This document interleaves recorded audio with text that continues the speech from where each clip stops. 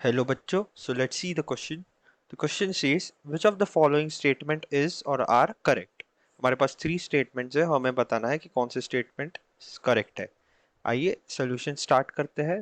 हमारे की कॉन्सेप्ट से स्टेटमेंट्स देख के हम कह सकते हैं कि यहाँ पे डेल एच की बात हो रही है, एंथैल्पी की बात हो रही है, सो देयरफॉर हमारा की कॉन्सेप्ट यहाँ रहेगा एंथैल्पी.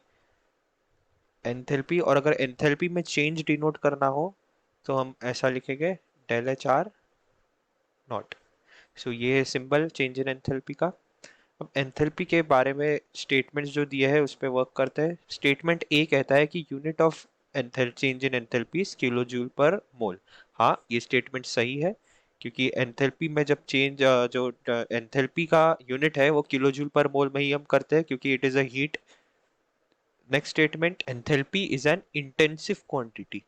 इंटेंसिव क्वांटिटी का मतलब it is independent of quantity of matter. ये स्टेटमेंट गलत है क्योंकि एंथैल्पी जो होती है that is an extensive property, वो हमारे अमाउंट पे डिपेंड करती है.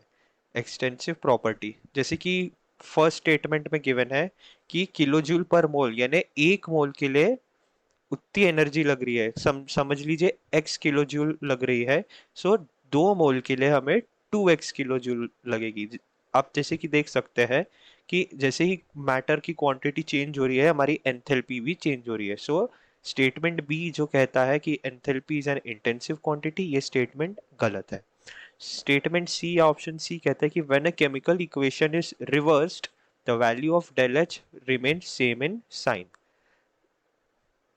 तो ये स्टेटमेंट कहता है कि अगर जैसे कि एक एग्जांपल ले लीजिए, CH4 plus O2 combustion example plus CO2 plus H2O.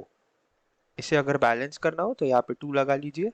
सो अगर लेट अस मान लेते कि इसका डेल एच कुछ x है. अगर हम इस इक्वेशन को रिवर्स करेंगे, CO2 plus 2H2O, this gives us CH4 plus O2. सो इसकी डेल एच अब हो जाएगी -x किलो जूल पर मोल.